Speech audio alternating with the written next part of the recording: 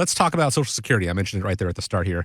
The earliest that you can claim Social Security benefits, 62, or you can wait later and essentially get an 8% annual raise up to the age 70. But here's the thing, 90% of Americans claim theirs before their full retirement age, 67 for most people right now, with a third of them collecting their monthly checks starting right at 62. Obviously, there's no one right time for everyone to turn on their Social Security, but how do you guys help clients calculate when the best time is for them? That's a great question, and as a lot of you know out there, I do the Medicare, and a lot of people that come in and meet with me always ask me, what do you think I should do about my Social Security?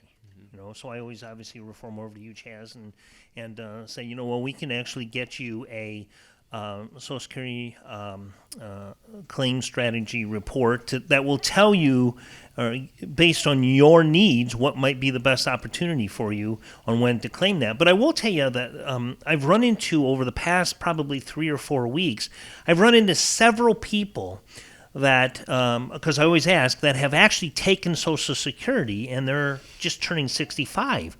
And I ask them, well, when did you take Social Security? And, they said 62. And those numbers, 90%, those are staggering numbers. Mm-hmm. And I think one of the things, obviously I can't go and tell them, hey, you really screwed up. You shouldn't have done that, right? Right. And a lot of them are married, and you're penalizing not only yourself, but your spouse if you happen to pass away before your spouse does, right? Yeah. So, it's something that a lot of people, I think, are just ill-informed. They have different reasonings as to why they're taking it at 62. Mm-hmm. But, man, I tell you, if you can just wait a little bit until 60, your full retirement age, there's huge advantages for that. How do you handle that when people have either already taken it or are contemplating taking it? Yeah, that's a good question. And you're right. I think you brought up the main point there, I think, is that people don't consider their spouse often when they're making those decisions.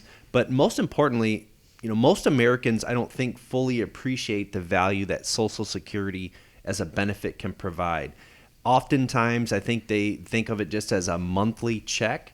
Right. But in reality, it's probably one of your most valuable retirement assets. I just wanted to share a couple other statistics, too.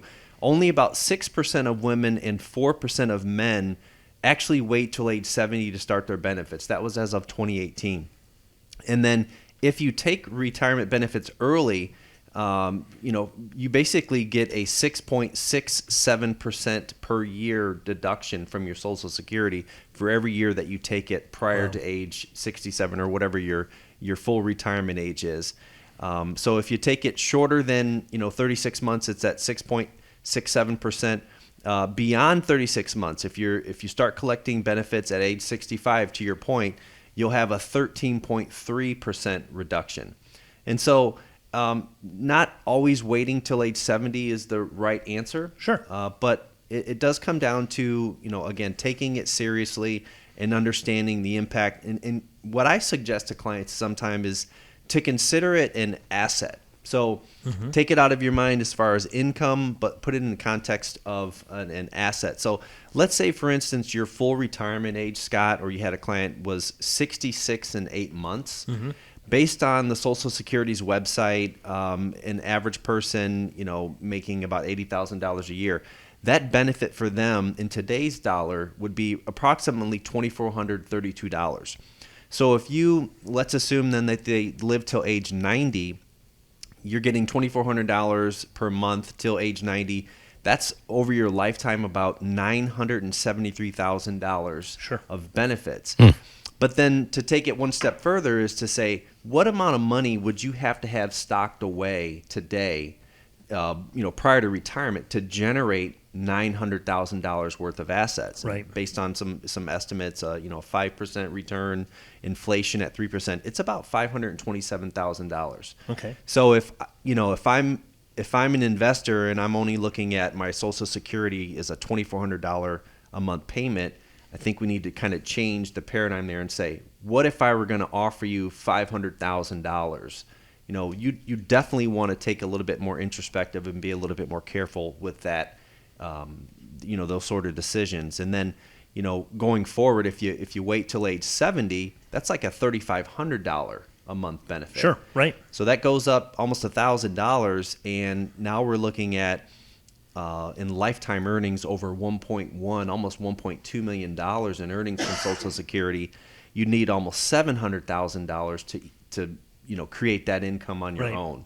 So just putting that in context to say this is a really big decision. This is a really big asset.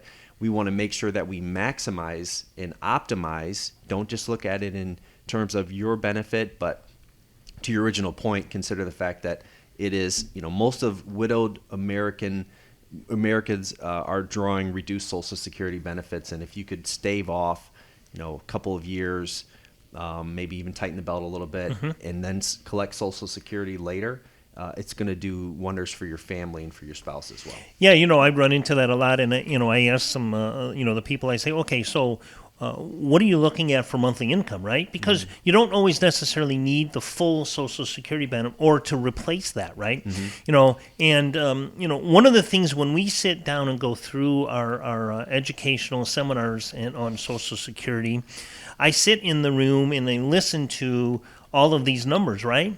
But for me, and I think a lot of the people out there, our listeners, we want to know, okay, you're telling me to not take it. How do I bridge that gap, right? Yeah. So that's what we do here at America's Retirement Headquarters is we'll offer you and show you ways to bridge that gap, put off taking your Social Security until maybe full retirement age or even 70, and show you how waiting that extra time is going to benefit you in the long run. I had a client just a couple of weeks ago that, I helped her create her My Social Security account, and she, and that's an account that you can log in and see your statement, right? And she says, well, I'm looking at taking my Social Security. She was 68. She says, I'm going to take it at 69, right? I said, well, you only got a year left. She says, yeah, but look if you slide that bar over to 69, look at the difference. And for her, it was like $39 a month. She said, I'm just going to take it now and move on. And $39 a month to her wasn't a big deal to get that extra waiting to 70. So, the question is, should you take your Social Security at 62 or wait? Once again, it depends on what your needs are and if you need that money and how you can manage without taking your Social Security. But that's what we do here is we show you ways to bridge that gap and help you understand the best time to take that. Yeah. There are hundreds upon hundreds of different ways to claim Social Security, when and how to go about doing it. And there are certainly going to be situations where people do need, in fact, to turn it on at the age of 62. Is 33% of the people out there that are claiming it, is it all right for them? Probably not. So to have a more optimized strategy to avoid giving yourself a lifetime reduction in benefits, it does wonders to actually sit down and run the numbers beforehand and figure out what's going to be best for you. The team at America's Retirement Headquarters can help you with that. And it all starts with a phone call, 419-794-3030. Or if you prefer, you can always schedule time online, arhq.com.